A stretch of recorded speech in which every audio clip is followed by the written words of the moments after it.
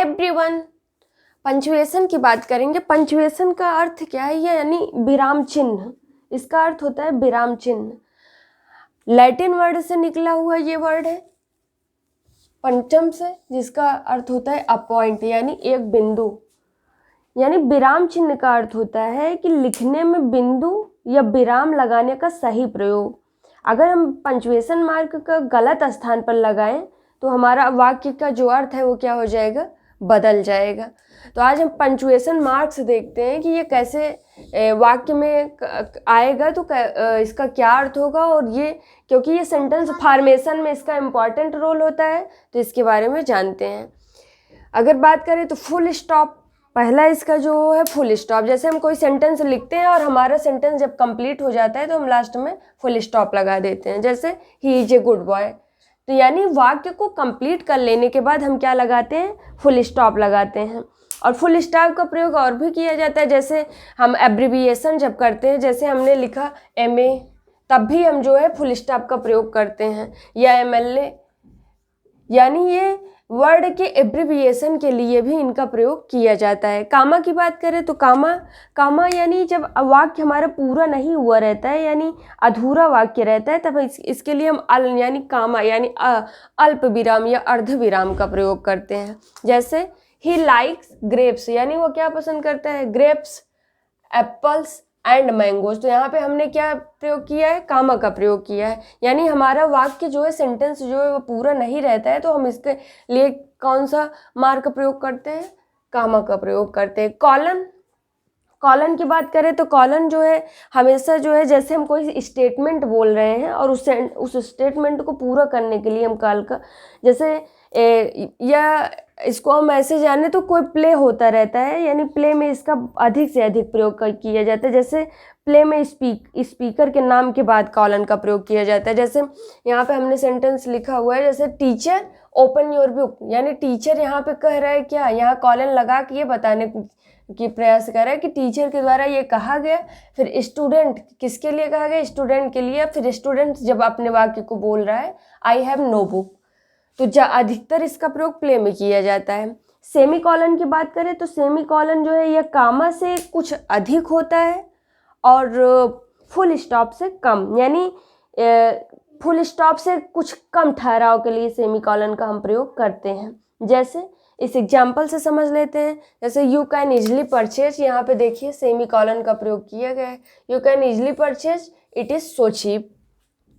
क्योंकि आपसे जो है कैसे टेट में पूछा जाएगा, सेंटेंस ऐसे दिया जाएगा या फिर इसमें जो है ऐसे अंडरलाइन कर देगा और आपसे पूछेगा कि ये मार्क है, तो आप मार्क का पूरा जानते रहेंगे तो आसानी से लगा लेंगे। क्वेश्चन मार्क हमने हमेशा से बताया कि क्वेश्चन मार्क जब क्वेश्चन डायरेक्ट इंट्रोगेटिव सेंटेंस के बाद फुल स्टॉप के स्थान पे हम, जब इंट्रोगेटिव सेंटेंस रहेगा हमेशा जो है हम फुल स्टॉप न लगा के उसके स्थान पे हम क्या लगाते हैं? क्वेश्चन मार्क लगाते हैं। और इससे आसानी रहती है कि सेंटेंस में हमको पता चल जाता है कि ये क्वेश्चन मार्क लगा है, यानी ये क्वेश्चन इंट्रोगेटिव सेंटेंस है। बात करें यानी हाइफन की बात करें तो हाइफन हमेशा, जैसे हमने कंपाउंड वर्ड पढ़ा था, तो कंपाउंड वर्ड में हम ये डैश से छोटा होता है, तो हमेशा जब हम कंपाउंड वर्ड लिखते हैं तो हमारा जो हम ये प्रयोग करते हैं, ये कौन सा मार्क प्रयोग करते हैं? हाइफन का प्रयोग करते हैं। हाइफन का प्रयोग और यानी ये जो है कंपाउंड वर्ड बनाने में तो किया ही जाता है। जैसे बोलने के तुतलाहट जो होती है, जैसे हम कोई वर्ड बोल रहे हैं पी पी पी, यानी यहाँ पे हम डैश नहीं लगाते हैं। यहाँ पे हमारा जो प्रयोग होता है वो किसका होता है? हाइफन का होता है। यानी प्लीज कह रहे हैं, यानी बोलने की तुतलाहट को जो प्रदर्शित किया जाता है तो भी हाइफन का प्रयोग हम करते हैं। डैश की बात करें तो डैश वाक्य में जो सेंटेंस होता है वह किसी प्रकार की रुकावट को प्रदर्शित करता है। जैसे हमने यहाँ कहा कि मोहन डोंट गो नाउ, फिर हमने कुछ देर तक जो है यहाँ पे ये डैश, यानी ये हमेशा हाइफन से बड़ा रहेगा और आप वैसे भी पहचान लेंगे कि हाइफन हमेशा कंपाउंड वर्ड में आते हैं। तो यहाँ रुकावट को प्रदर्शित करने के लिए किसका? यू आर लेट, तो किसका प्रयोग करेंगे? डैश का प्रयोग करेंगे। डैश का प्रयोग और कहाँ किया जाता है? जैसे बीच में संख्याओं या पेज नंबर को या फिर छोड़ देने के लिए हम करते हैं। जैसे पेज नंबर, जैसे हम लिखते नहीं हैं पेज 13 से 39 तक, यानी हमने यहाँ ये डैश का प्रयोग ना करके हमने हाइफन का प्रयोग किया, यानी इसमें और कई सारे वर्ड आएंगे। जबकि हम जब ये इसको हाइफन को लेके और डैश को लेके काफ़ी जो है अंतर नहीं कर पाते हैं ना, तो ये आप आसानी समझिए कि हमेशा बोलने की तुतलाहट के लिए और कंपाउंड वर्ड के लिए, जबकि अदर के लिए आएगा तो हमेशा क्या रहेगा, डैश रहेगा।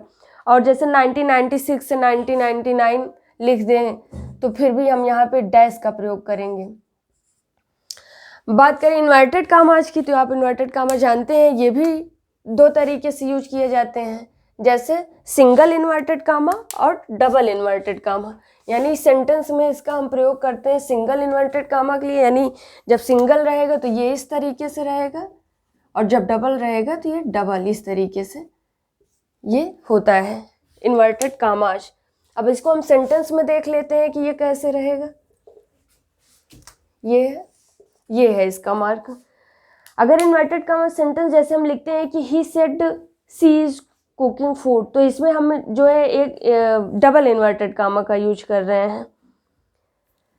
बात करें जो है और भी, यानी सिंगल इन्वर्टेड कामा के लिए भी इसका प्रयोग किया जाता है। अब एक्सक्लेमेशन की मार्क बात करें तो आप जानते हैं, हमेशा हमने जब एक्सक्लेमेटरी सेंटेंस पढ़ रहे थे, इसके पहले एक्सक्लेमेटरी प्रोनाउन और एक्सक्लेमेटरी एडजेक्टिव के बारे में बात कर रहे थे, तो एक्सक्लेमेशन का अर्थ ही होता है विस्मय, यानी आश्चर्य, भय का जब बोध होता है तो वह एक्सक्लेमेशन कहलाता है। और इसका मार्क जो होता है वह इस तरीके से रहता है, तो इसके मार्क से आप पहचान जाते हैं कि यह एक्सक्लेमेशन मार्क है।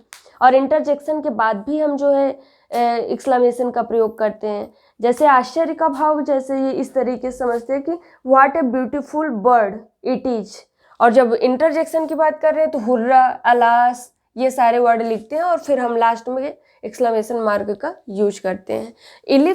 इलिप्स यानी इसका अर्थ होता है कि लोप हो जाना, यानी जब कोई सेंटेंस दिया जाता है या पैराग्राफ दिया जाता है तो वो पूरा पैराग्राफ ना दे के ऐसे ही इसका मार्क लगा हुआ होता है, तो क्या कहलाता है, इलिप्स कहलाता है।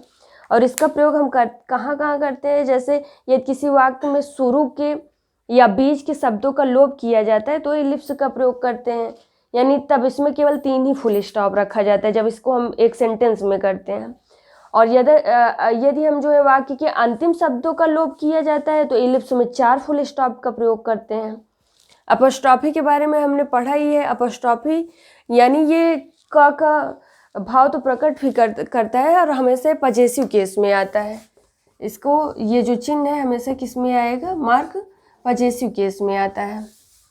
पजेसिव केस क्या है, यानी हम इसके बारे में पहले भी पढ़ चुके हैं। इसका प्रयोग पजेसिव केस में किया जाता है और किसी शब्द को छोटा करने के लिए भी इसका प्रयोग, जैसे हम डिड नॉट लिखते हैं तो डिड नॉट पूरा ना लिख के कैसे कर देते हैं, छोटा करने के लिए भी इसका प्रयोग किया जाता है। तो इस तरीके से हम कर देते हैं, यानी हम सेंटेंस को भी शब्द को भी छोटा करने के लिए अपॉस्ट्रोफी, और जैसे 9 o'clock 4 o'clock के लिए भी, पजेसिव केस के लिए भी और शब्द को छोटा करने के लिए भी हम अपॉस्ट्रोफी मार्क का यूज करते हैं। तो हमने इस वीडियो में पंचुएशन यानी मार्क के बारे में जाना। अगले वीडियो में हम स्पेलिंग से संबंधित कुछ रूल जानेंगे।